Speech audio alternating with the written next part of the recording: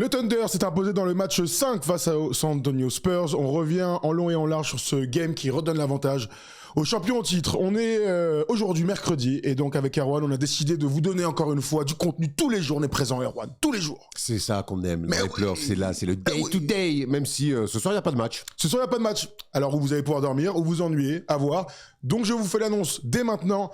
Exceptionnellement, le First Day Show sera diffusé vendredi. Tourné et diffusé vendredi. Ce sera le dernier de l'année. Il y aura Thomas Larokis. On sera de très bonne humeur et surtout on pourra débriefer le Game 6. Peut-être la célébration du Thunder pour le gain de la conférence Ouest, ou alors la célébration des Spurs pour aller chercher le match 7 entre les deux équipes qui aura lieu ce week-end. Donc voilà, rendez-vous est pris, on ne s'énerve pas, ça n'avait aucun sens de faire une émission jeudi alors qu'il n'y avait pas de match la veille, il n'y avait rien à raconter. En plus les gars ont été excellents hier avec Tom Chiaravino pour débriefer les Knicks et les Cavs. Donc rendez-vous vendredi matin, enfin vendredi midi, on va le mettre plus tôt que d'habitude d'ailleurs je pense. Oui. On va voir avec les gars, on va tourner autour de 11h midi. On va essayer de le mettre vers 15-16 heures. Comme ça, vous allez avoir votre petit poulet pour le week-end. Bon, Erwan, écoute, on a vécu... Alors, c'était pas le meilleur match de la série. Il n'empêche que le Thunder, en champion, a repris l'avantage. Mène donc maintenant 3-2. Je rappelle que c'est plus de 80% de victoire de série pour celui qui gagne le match 5. Donne-moi un peu ton avis d'une manière large avant qu'on aille comme toujours sur les faits de match. Le match de boxe continue. Vraiment, c'est cette sensation qu'on a depuis le match 1 où les Spurs avaient frappé les premiers et ensuite OKC avait répondu, puis ainsi de suite. On a vraiment cette sensation-là que match après match, il y a une équipe et c'est un peu la tendance des 3 derniers matchs. On a assez peu de matchs serrés. Finalement, on a une équipe chaque fois qui domine l'autre. Et hier, ça a été le Thunder. À part le premier, on va dire. Oui, à part le premier. que je viens de dire. Ah, excuse-moi. Je t'écoutais pas, c'était pour ça. Et donc, hier, on a encore eu cette sensation-là. On va revenir en détail sur le film du match, même si les Spurs ont eu du courage et ils en ont toujours. À un moment donné, si on veut battre le champion de titre, qu'on veut aller en finale NBA, c'est bien le courage. Il faut amener un peu plus de basket, un peu plus de justesse. Et je trouve que les Spurs, hier, en ont beaucoup manqué, sont retombés dans certains de leurs travers. Encore une fois, on aime ce côté de ne jamais accepter la défaite, de se battre jusqu'au bout. Mais je trouve que hier, tactiquement, en tout cas, Marc Daigneault a hâte de coacher Mitch Johnson. Il y a un peu de ça, t'as raison. On va évidemment commencer par le positif et le Thunder, mais il y a quelque chose qui est ressorti, je pense, pour tout le monde qui a regardé le match, là, pour tous les gens qui ont regardé le match. Be smart, guys. On sait que vous êtes jeune, une expérience. Balayez-moi ça, soyez plus intelligents. Mais on y revient dans un instant. Victoire. Biombo. Be smart, Biombo qui rentre à la fin, tac, mettre des taquets avec Jared McKay. C'est le basket! Alors, je sais qu'il y a tous nos profs de sport qui vont nous dire, on aime. C'est pour ça que les stars sont plus sur le terrain en général, parce que c'est pour éviter que des mecs comme Plumlee et Biombo rentrent sur le terrain et essaient de contacter, on va dire, au mieux les mecs comme Jared McKay. 127-114, c'est donc le score final. 127 points marqués par le Thunder qui est revenu avec ce qu'on adore avec cette équipe, la niaque, une espèce de densité physique dans la raquette et sur les extérieurs. Et puis surtout, moi j'ai senti beaucoup de confiance dans ce match-là. On sent qu'ils connaissent le chemin en fait. Tu vois, sur la vidéo d'hier, je disais, quand on avait débriefé le match 4, je disais, ok, si ils prennent rouste aux Spurs et ils sourient à la fin du match. Et j'ai reçu plein de messages de mes potes fans des Spurs qui m'ont dit, mais on les déteste, ils sont insupportables avec leur arrogance. On l'a vu d'ailleurs dans les commentaires, parce qu'on a mis l'extrait sur les réseaux, que les gens ont détesté de voir le Thunder sourire après ce match 4 comme un peu un excès de confiance. Alors, je peux le comprendre, mais il est réel cet excès de confiance. Alors, cette confiance, en tout cas, elle est réelle, parce que la réaction qu'ils ont eue, même s'ils ont encore une fois eu du mal sur les premières minutes dans leur entame de match, derrière, ils ont quand même déroulé par de la dureté. En fait, dans le combat physique, pour moi, c'est égalité. Par contre, dans ce que tu dis d'être smart, le Thunder a été bien plus smart. Je trouve que, encore une fois, les Spurs mettront toujours la tête en premier, n'auront jamais peur d'aller au combat, mais parfois ça manque un peu de réflexion. Hier, ça a beaucoup trop manqué de réflexion, sans dire que ça m'inquiète pour le match qui reste, mais je me dis qu'il y a quand même des joueurs qui sont en train de taper dans le mur, ou dans l'implication, on pense à De'Aaron Fox, ou dans la lecture, je pense à Dylan Harper. Et Stephen Castle aussi hier. Stephen Castle, j'ai beaucoup de mal à lui tomber dessus. Je sais, mais on y reviendra. Voilà. Mais il y a quand même des trucs qui étaient obvious. Tu parlais du bon début de match, donc c'est le 5e match de la série, c'est la 4e fois que les Spurs prennent l'avantage. Il y a 16-8, après que notre ami Julian Champagny, qui a été minable sur le match 4, nous sorte une masterclass dans ce game. Il est fantastique et il a amené de l'adresse, ce qui manquait cruellement. De toute façon, dans ces séries-là où les deux équipes sont très proches, dès qu'un mec un peu inattendu pète une crise et marque 10, 12, 15, 13 points d'affilée, ça fait tout de suite une bascule pour notre équipe. Jalen Williams l'avait fait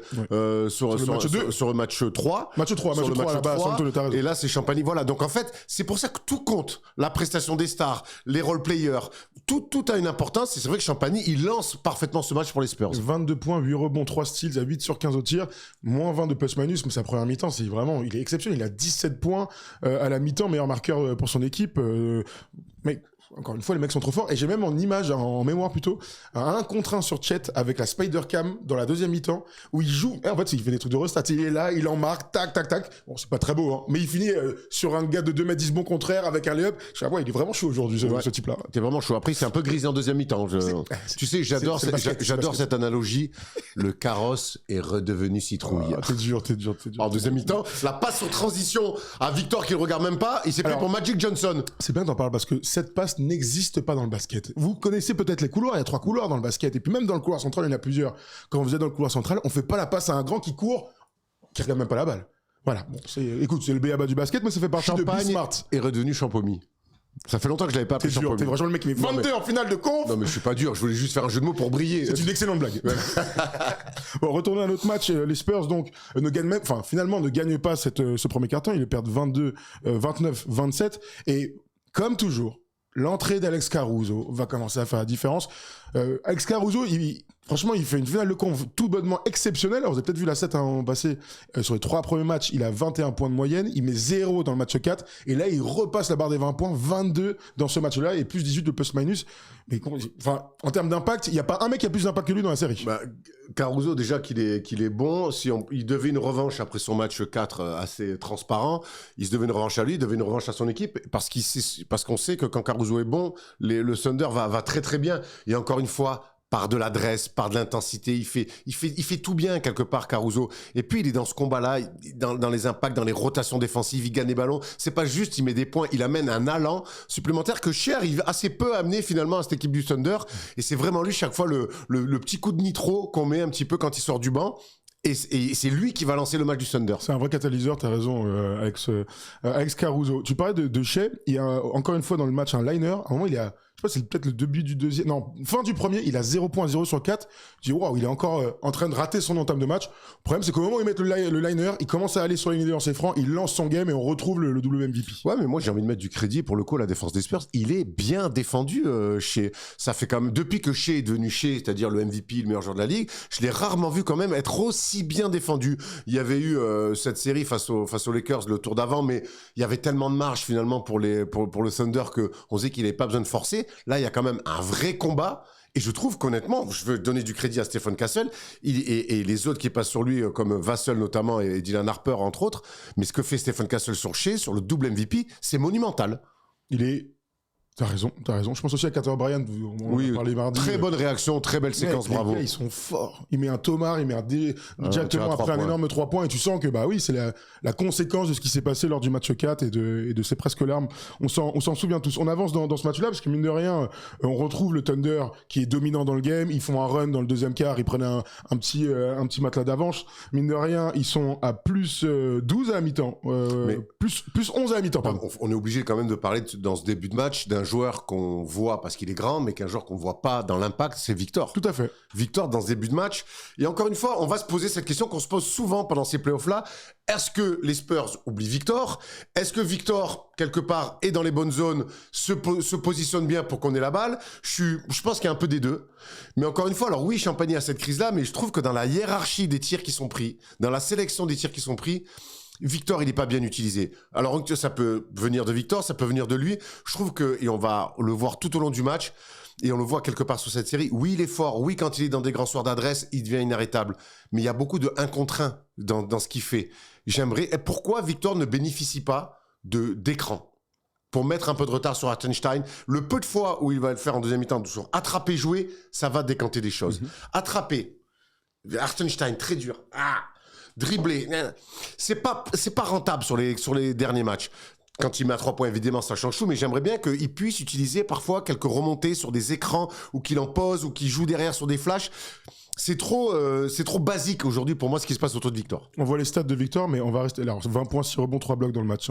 4 sur 15 au tir, 0 sur 5 à 3 points. On l'a bien senti, il n'était pas du tout adroit, même s'il a mis 12 sur 12 de lancer franc. Sur le premier quart-temps, tu sais combien de tirs il tente?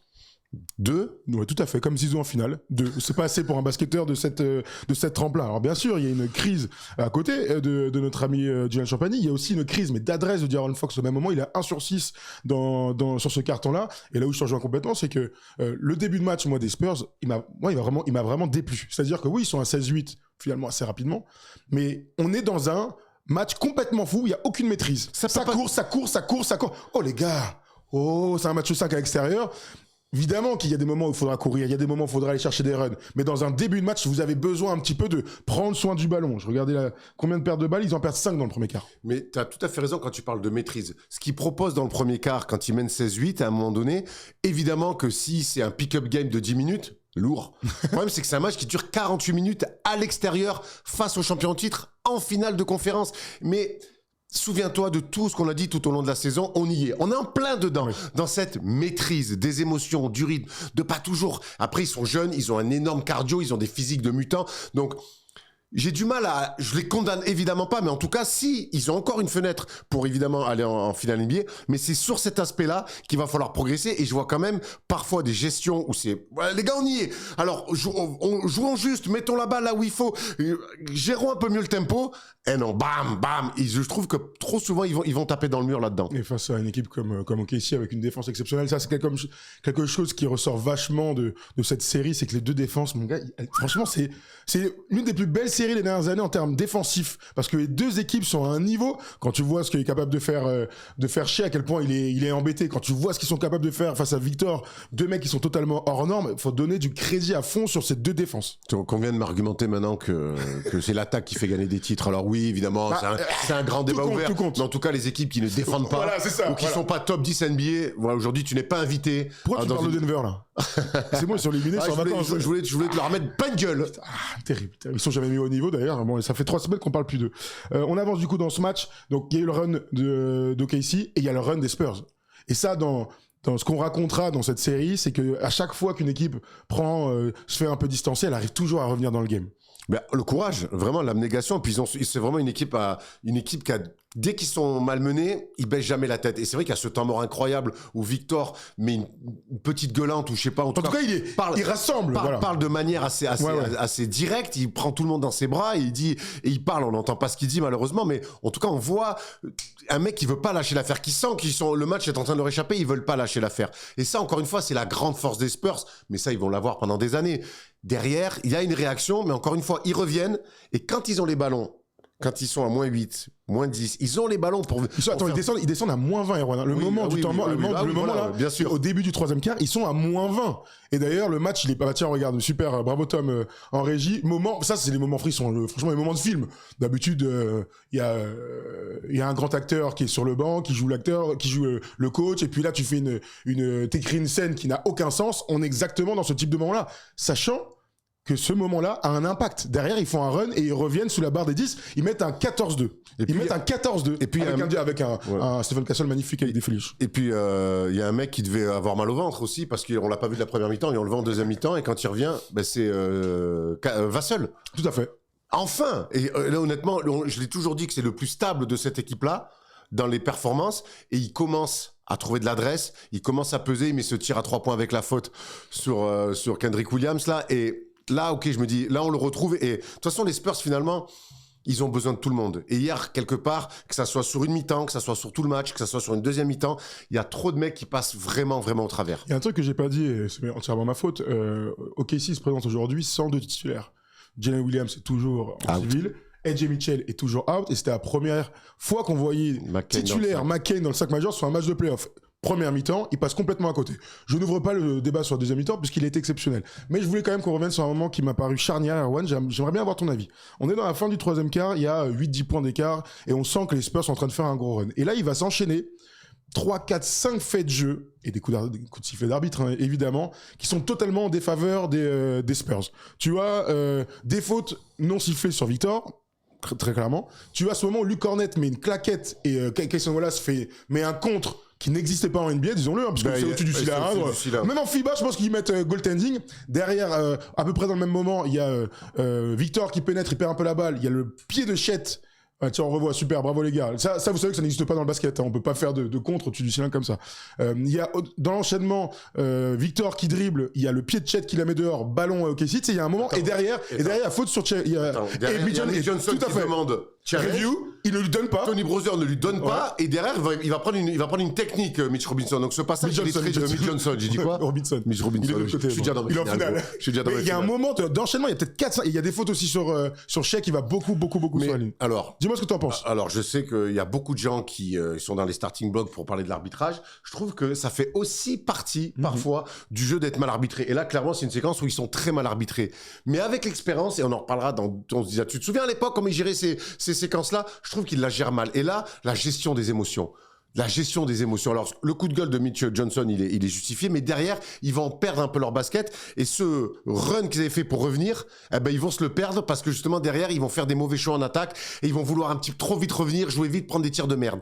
Et quelque part, ça fait partie du jeu de se dire, oh là, on a 3-4 minutes, on est vraiment sifflé comme des branques. Il y a un coach, il y a des leaders pour aller parler aux arbitres, mais derrière, il faut que ta qualité de jeu, ta justesse dans le jeu, elle n'influe pas autant que ce que ça a été là. J'ouvre un autre débat qui m'a paru passionnant. Quand on disait Be Smart, vraiment par rapport à cette équipe des Spurs, il y a un homme qui a été excellent, il met 24 dans le match, c'est Stephen Castle, qui défend, c'est un des meilleurs défenseurs de NBA, on peut le dire d'ores et déjà, qui c'est un sophomore, le mec. Sans problème. En revanche, Be Smart, ça veut dire, lorsque Shai Gilgeous-Alexander est dans la pénalité avec son équipe et que tu es à 49 mètres de ton panier, tu n'as pas le droit dans un match 5 de finale de conf de faire des fautes qui donnent des lancers francs. Pour moi, ça, c'était pire que des pertes de balles parce qu'en fait, il y a même pas besoin d'attaquer. Il y a des fautes, et je te parle des fautes sur, tu sais, il est un peu trop agressif, il le bump un tout petit peu. Il y a vraiment faute, il y a rien à dire. Et d'ailleurs, il est très frustré. Dis-moi ce que tu en as pensé de ça. Bah, c'est frustrant de voir ça. On se dit, mais pourquoi tu fais ça? T'es tellement capable de faire des actions sur des lectures, de mettre des tirs énormes à des moments, d'être un leader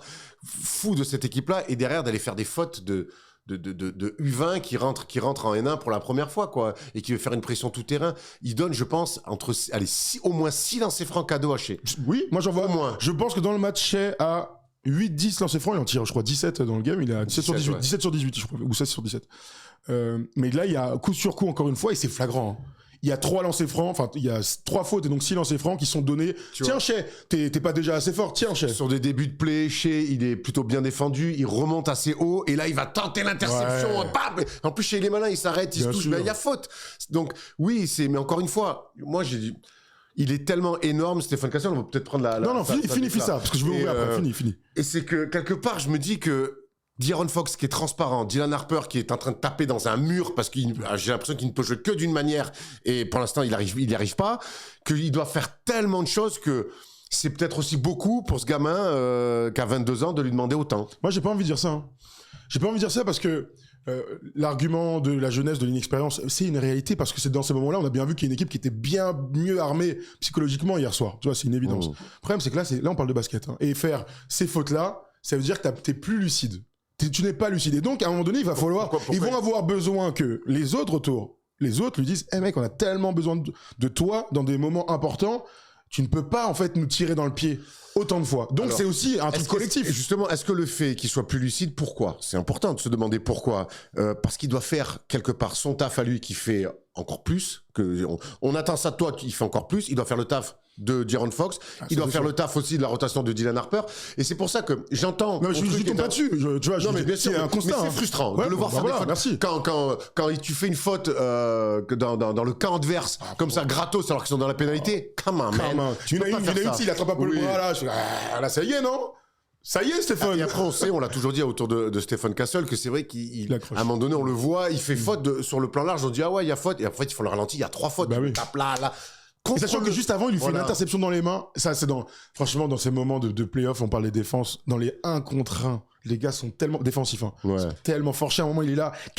Hop, il lui prend la balle dans les mains. Casey Wallace, il le fait tout le temps. Alex Caruso, ils le font. Ils sont trop forts. Mais j'ai envie aussi d'aller sur le positif avec Stephen Castle et dire que quelque part c'est une ambition. C'est que défensivement il est tellement ambitieux. Il veut gagner des ballons. Alors il est parfois gourmand, parfois impatient, mais je vois surtout une ambition d'un mec qui veut gagner d'abord son 1 contre 1. Alors il va gommer plein de choses, mais encore une fois, Moi, hier, je trouve qu'il fait encore des choses. Il met des tirs. Quand ils vont, c'est lui qui met le premier tir à 3 points, je crois, pour les Spurs, alors qu'ils sont dans un trou d'adresse pour commencer. Ce mec-là, je sais pas où il va aller, mais il va aller très loin. Beau plafond, a priori, en plus d'être un super joueur. On a vu ses stats, je vais quand même vous les dire pour les gens qui nous écoutent en podcast. Et merci d'être de plus en plus nombreux tout le temps. 24 points, 7 sur 11 au tir, 3 sur 5 à 3 points, 7 sur 8 au lancer franc. Vous ajoutez à ça 6 passes, 5 rebonds, 3 steals et donc les 3 paires de balles et les fautes qui coûtent un petit peu cher. On prend ça déclat maintenant parce que ça nous amène à autre chose, toujours ce truc-là. Ambiant, j'ai envie d'avoir ton avis, Erwan. Quand on regarde comment défend le Thunder, à quel point ils sont physiques, on aimerait avoir le même luxe, pouvoir mettre le même impact physique. T'as ressenti toi aussi ? Hier, un petit peu quand même sur le match à domicile, mais c'est le luxe des champions. Et ils l'auront un jour, ce luxe-là, les Spurs.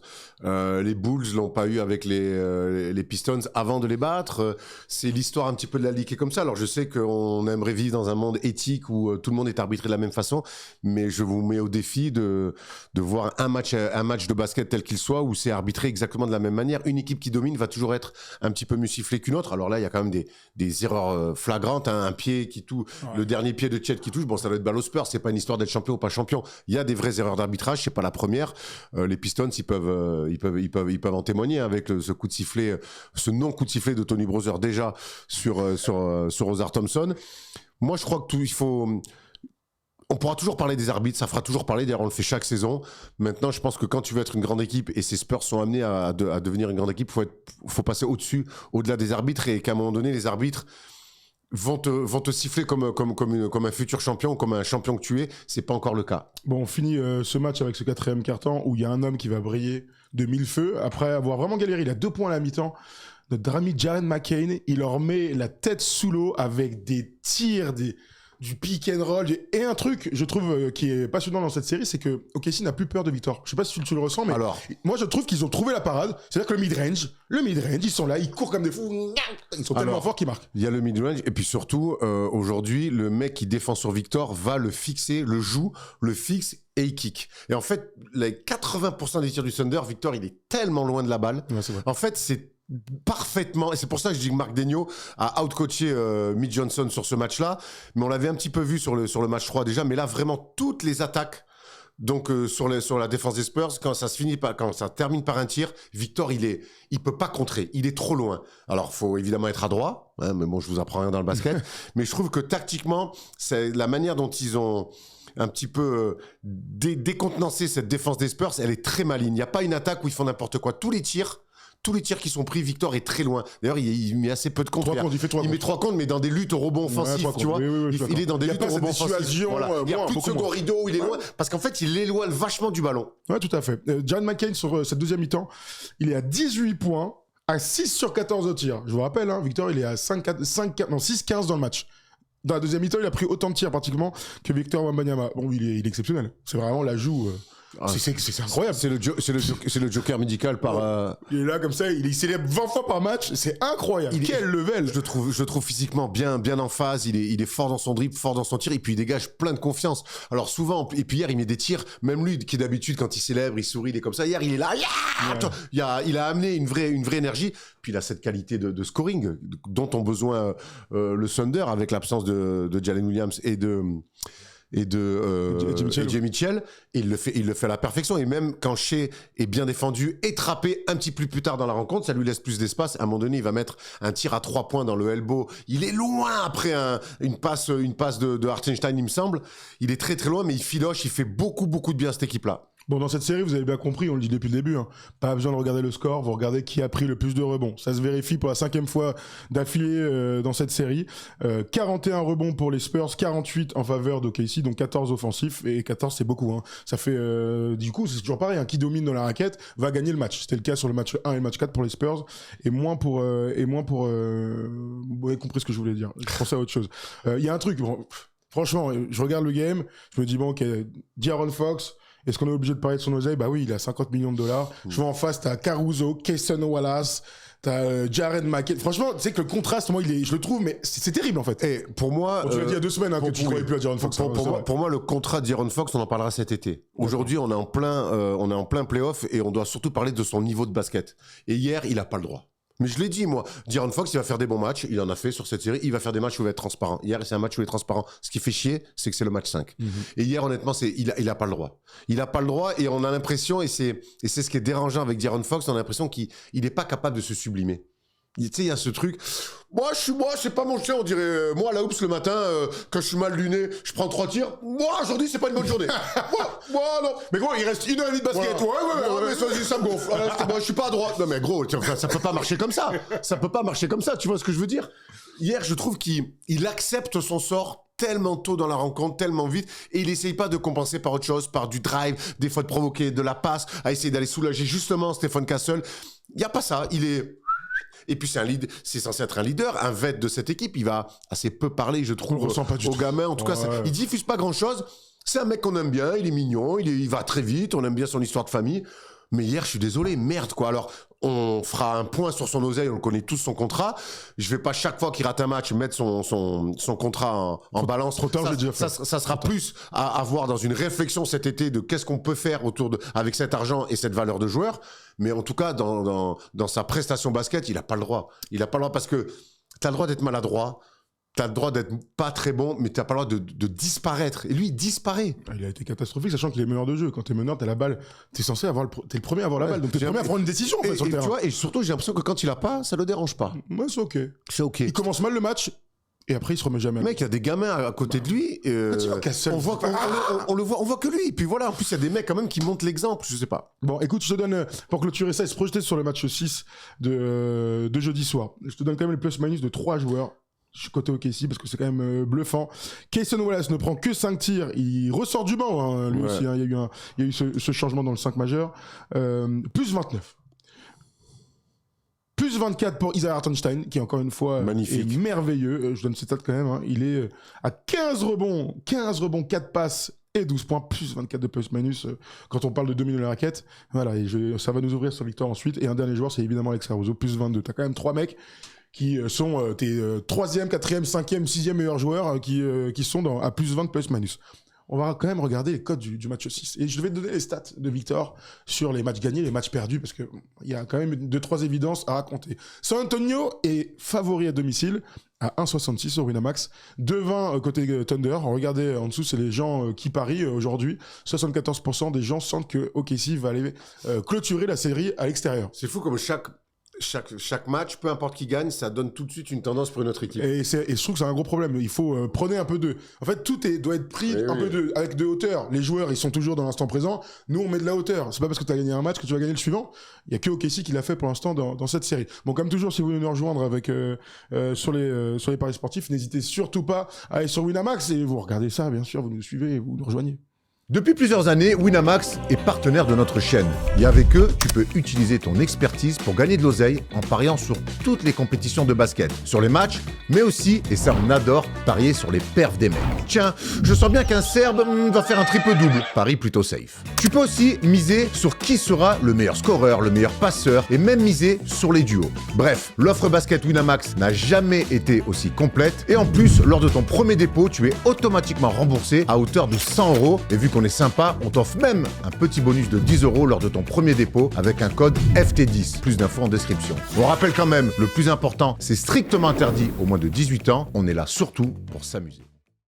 Donc, on va faire notre petit prono, mais je vais quand même vous donner les stats de Victor dans les victoires et les défaites, parce que c'est important. 37 points, plus de 50% au tir, même 53%, 44% de loin, et même 16 rebonds. Regardez le différentiel dans les défaites. Il a mis 22 points, mais un petit 22 points aujourd'hui au forceps. 22 points dans les défaites, 43% au tir, donc tu descends de 10 points, ce qui est énorme, et moins de 10 rebonds. Et ça, c'est quand même...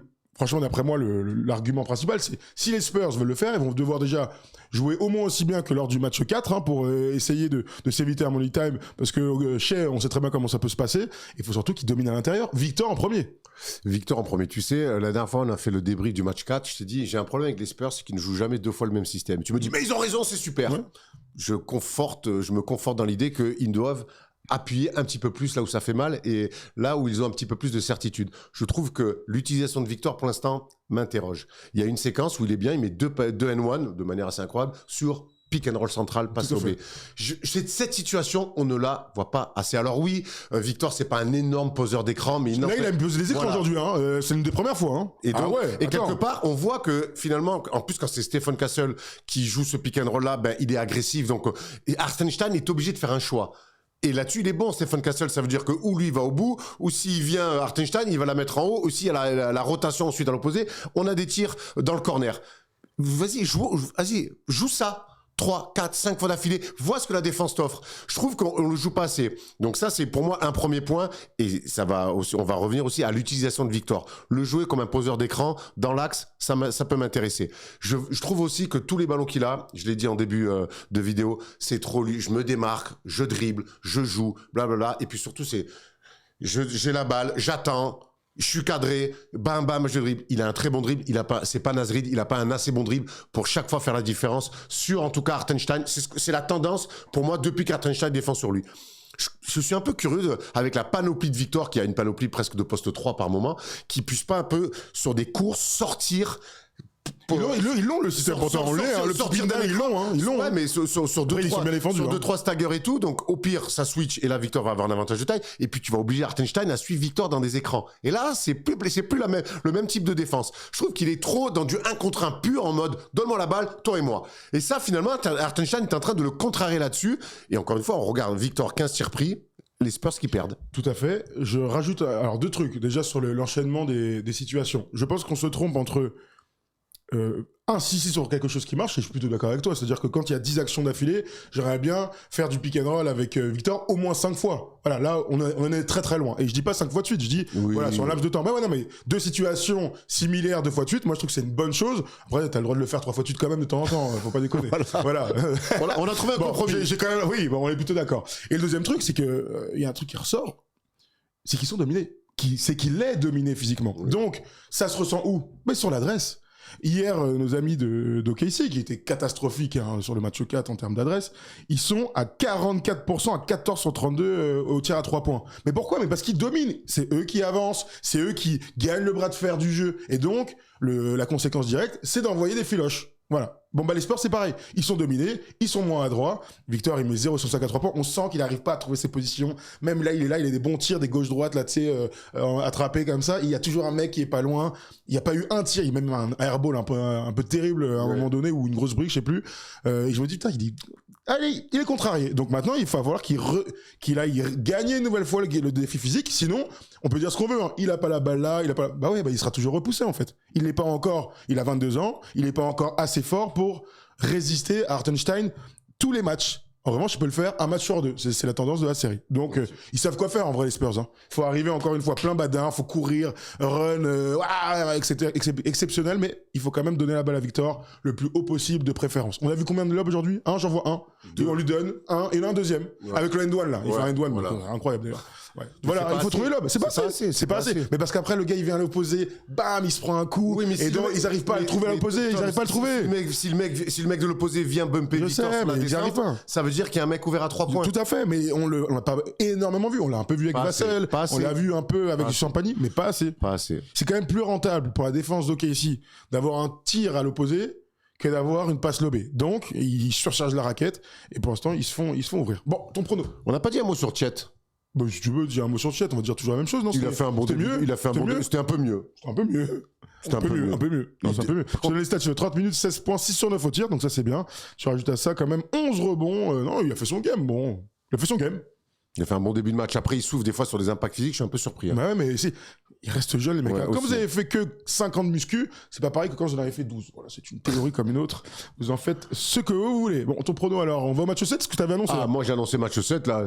Plus que jamais, on en prend le chemin. Je vois les Spurs, encore une fois, réaction à domicile avec un grand Victor. Et je vois un match 7 fantastique samedi soir du côté de l'Oklahoma. Très bien. Eh bien, malheureusement, mon prono est tombé à l'eau. Hein. J'avais dit 6 Spurs. Est-ce que je dois changer pour 6 maintenant? Ok, ici. Écoute, on verra. J'espère en tout cas, comme tout le monde, un match 7. Donc, je vais suivre ton prono. Donnez-nous un match 7 samedi soir. Ce sera le main event de la NBA. Hein. Match 7 avec Victor face au champion en titre, les gars. On a attendu ça toute la saison régulière. Ils vont pas nous priver d'un match 7. Merde. Ah, mais faut que les Spurs le fassent. Est-ce que Steve Jamie sera à l'arbitrage? En général, si Adam Silver met ce bon vieux Stevie, c'est qu'il veut un match 7. On connaît la règle. Bon, écoute, on verra. Bon, c'était passionnant en tout cas à suivre. Je vous rappelle qu'on se retrouve vendredi pour le First Day Show. Demain, pas d'émission, même s'il y a Clutch quand même. Hein. Dès ce soir, vous retrouvez Tom Servino à la présentation avec Adiolala et Arthur Sen. Oh là là, ça va envoyer dans les ailes.